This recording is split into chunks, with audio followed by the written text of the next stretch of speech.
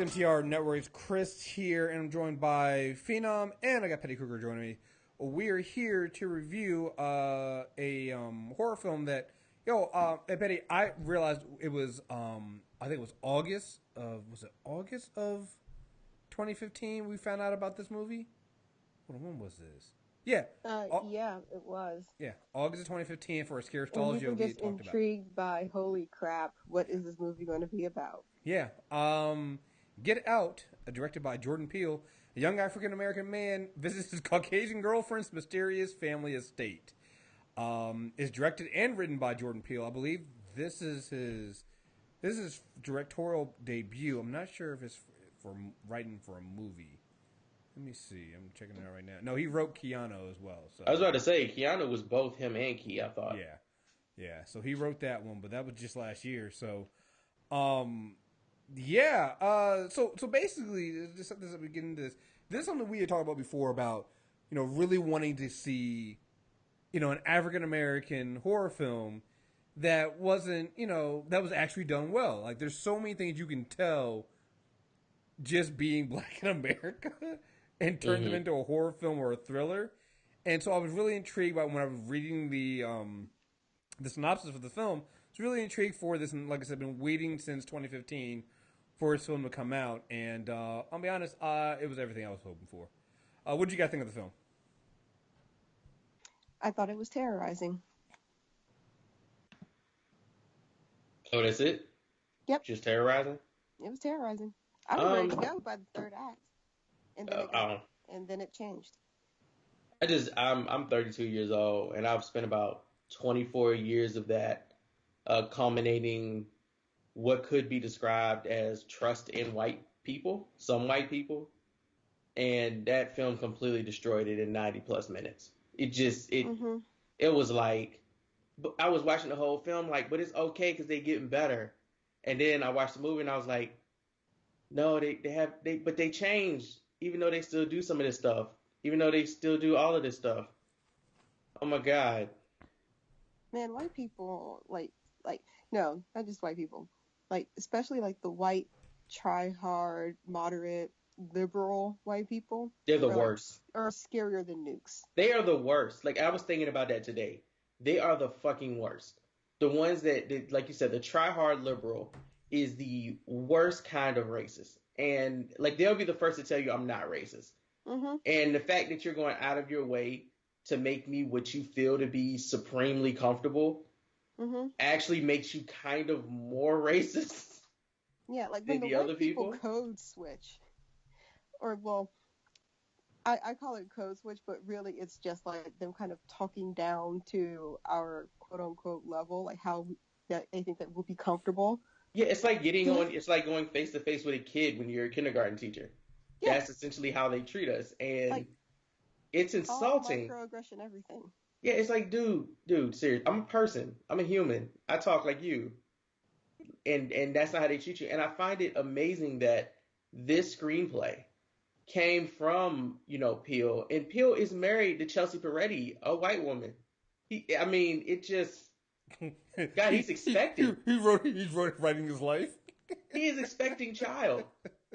He is bringing a mixed baby into this world. Yeah, they're both biracial, aren't they? Him and Key. Yeah, they are. Mm-hmm. So it's just an interesting perspective. You can be a Drake and be black as fuck, bruh. People reading this article about Drake saying he never experienced it till he came to America. Bullshit. These two dudes have surpassed the capability, provided what's given to blacks and gone above and beyond and can still write a fucking story about the experience in this country as a black person. And it is heightened fears, but it's not the impossible. It just, I'm watching this movie and I'm like, this isn't impossible.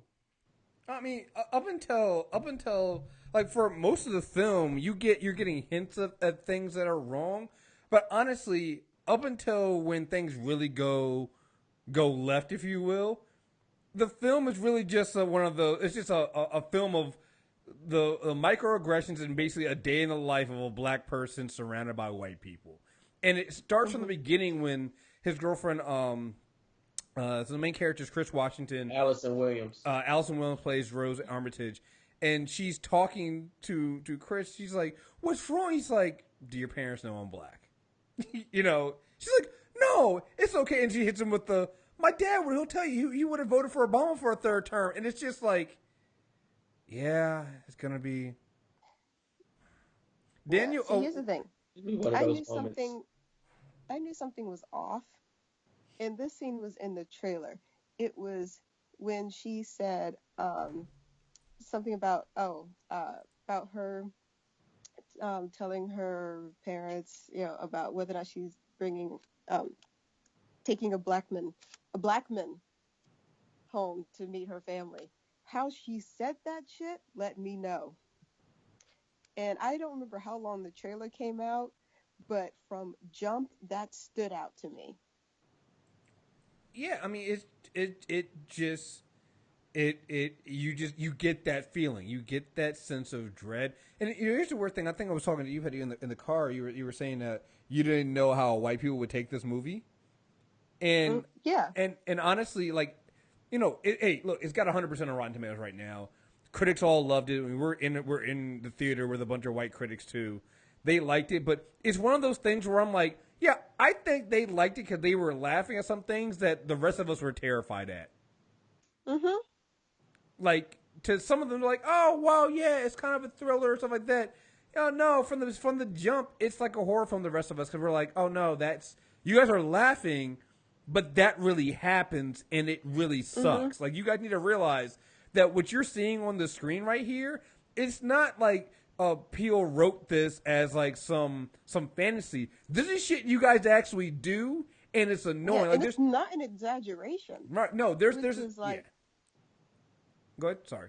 And Phenom, you pointed that out as we were walking out of the theater. Was that everything that the white people were doing was incredibly normal, which is why I questioned how they would receive this movie. Because for me, like I said, I was ready to get up and walk out. Like that's how like the microaggressions, like all the teeny miny aggressions, just kind of stacked up. I was ready to get the hell out.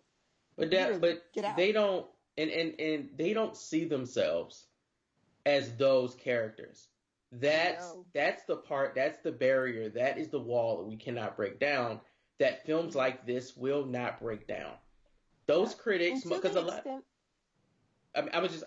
of critics are liberal. They are, which is why this film is sitting at 100%. Because if you go and you read the normal audience reviews, and there are some, people are already going in, "Oh, this is a terrible movie. It doesn't make any fucking sense. It's exaggerated."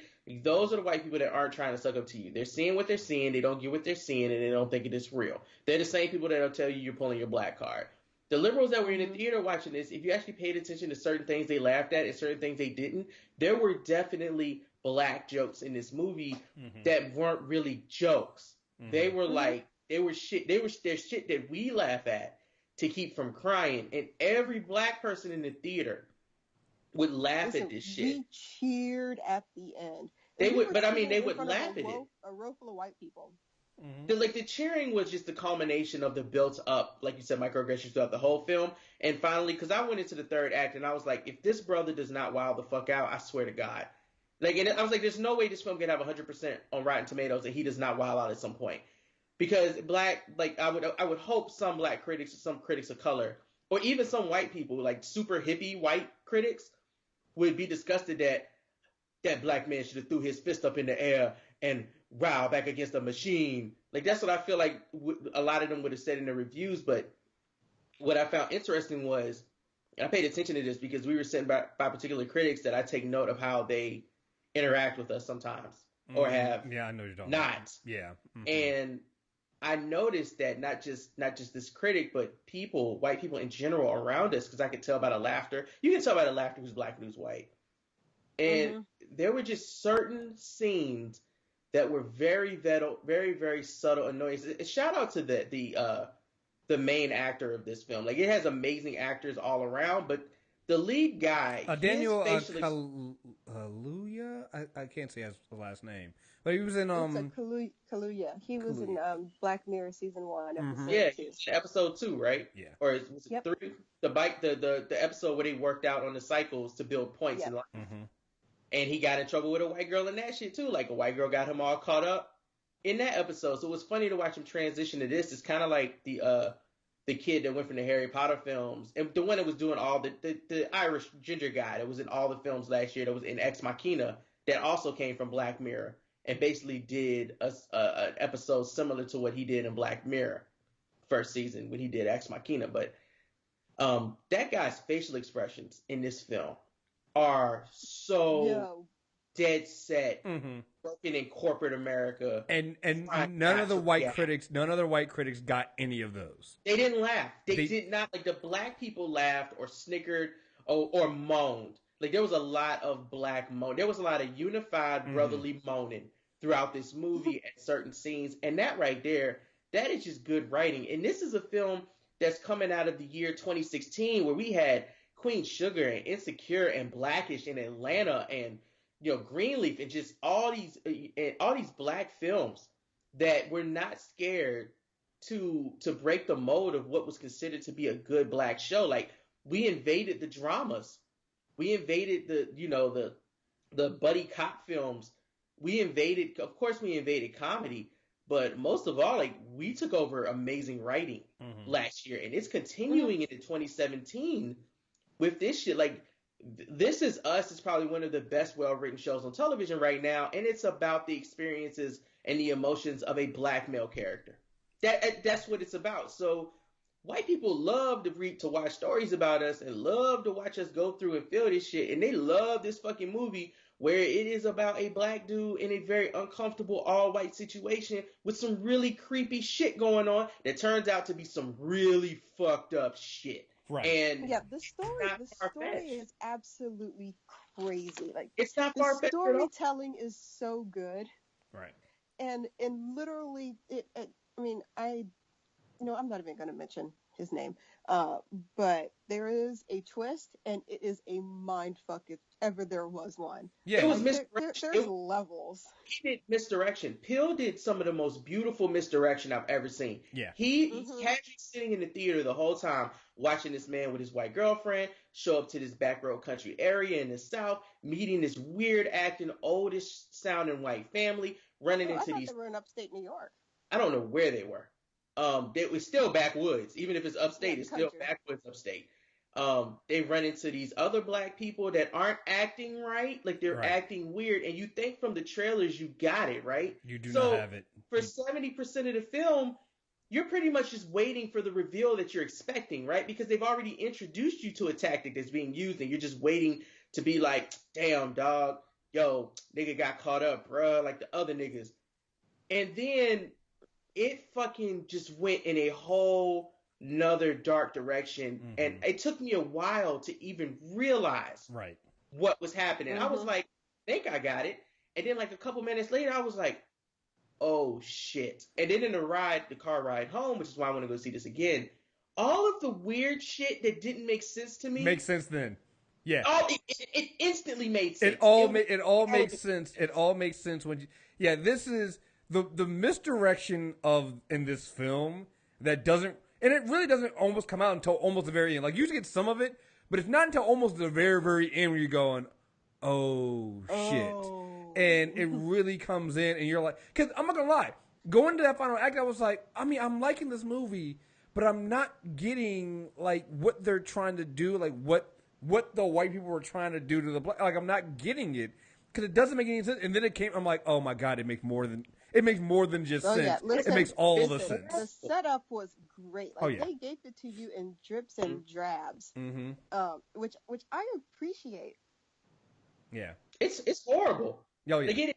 Like, and again, I've said this twice, and I'll say it again. It is not a far-fetched reality. No, it's not, and it's actually based on some, like, it's a more exaggerated form of our history, but it definitely comes from our history. And really, I kind of think it's more sanitized, because not to spoil It's anything. more. I don't want to say sanitized. I'd say more sci-fi our history. It more sci-fi's our history because the capabilities didn't exist, so other tactics were used. Yeah, but if those that's why I call it sanitized, because it in the past when shit like this did actually happen, like the level of cruelty and torture was like 1,000 times more. Yeah, it was because they didn't have the capability to do what was happening in this film. If they could have done this, they would have did this. If they could actually do this now, there's no doubt in my mind they do it. They already do it to us. And I wish we could spoil this and go deeper into a discussion because we have to wait till everybody sees this. But like, you're gonna watch this and people are gonna be like, "This is 120% possible." Yeah, I'm gonna have to do we're gonna come back later, maybe next week after everybody's seen it. Get some more people on to do a spoiler review. Knowing if you've ever, oh damn, not gonna give it away. Yeah, if you know anything about history in this country, like you're like, this has probably already happened. This is current history. This is I can't even. These are arguments we go in on white people all the time for doing what is happening in this film, and it's so bad. To see it displayed this way in this film. I just hope white people catch on to this shit and stop doing it. No, they won't, because they don't think that's them. Yeah, no, they don't see that is them. When they do it, it's more subtle. And they don't think it's a problem. This film is an exaggerated version of subtle fuckery and shenanigans that white people do, and that's what makes it awesome. Like that, to me, as a black person, that just makes it. I was trying to be hopeful. No, don't be hopeful on this one. No, fuck that. Okay. No. It's a reality because people are constantly fucking white-splaining shit to us, and this film is us going see through our eyes, see these because we don't actually get to see the world through this white family's eyes. We only see everything through the black characters, right? And his friend, which old boy from Carmichael show is comic relief. Yeah, he plays Laurel Howery plays Rod Williams on here, and like second best character in the film, because he is the audience in this film. Black audience. He's the black audience, and he's the one that when he calls up, he just like, when Kriss calls him, he's like, yeah, you know you shouldn't have been up there, right? You know you shouldn't be up here with the white folks, right? Get out. Shout out to Lakeith Stanfield, man, because like he opens the movie up strong, and then when this character shows up again, it's strong. And shout out to old girl from The Purge, the third Purge film, Election Day. Oh, Betty Gabrielle, plays Georgina. Yeah, about her when we interviewed her. Lord, I can't think of the child name now. That's awful. That we interviewed up at Comic-Con. Yeah, Brittany. Yeah, Brittany told us about that she was gonna be that she was in a movie currently, and this was it. And I thought she had little, but she had little moments on screen that were a big impact, and like part of the reveal, she played a big part in that. Oh, absolutely. Wait, what's her name? Betty Gabrielle. Betty Gabriel. Okay. Yeah, she did an amazing job, and the brother who played the other worker, Marcus Henderson, Marcus Henderson. Look, I like how they opened the film up because he literally, again, another thing I like about this film is it's one of the things we've talked about before. I don't know if anybody's seen the Facebook video. Petty, I think I showed it to you when we were coming back from the movie with the video of if black people were in like these famous horror films like. The wrong turn and Jeepers Creepers 2. And it's basically how black people react to these things. And so in this movie, the way the movie opens up, like he does something that's so black. He's just like, oh yeah, no, we're not doing this. Bro, I've done that before. Right. I do that every time I get worried about, like if I'm in an area I'm not familiar with, I do exactly that. It's like, nope. So, like I was waiting for him to do it. I was like, look, you know what you got to do. And he did it. I was like, thank God a black man wrote this movie. Right. And again, I look. It's refreshing. And talking to himself. Yep. Like it is trying to low key be a spy. Yeah, and do the research and try to find his damn friend. Yeah, that shit was. Oh no, that was the other.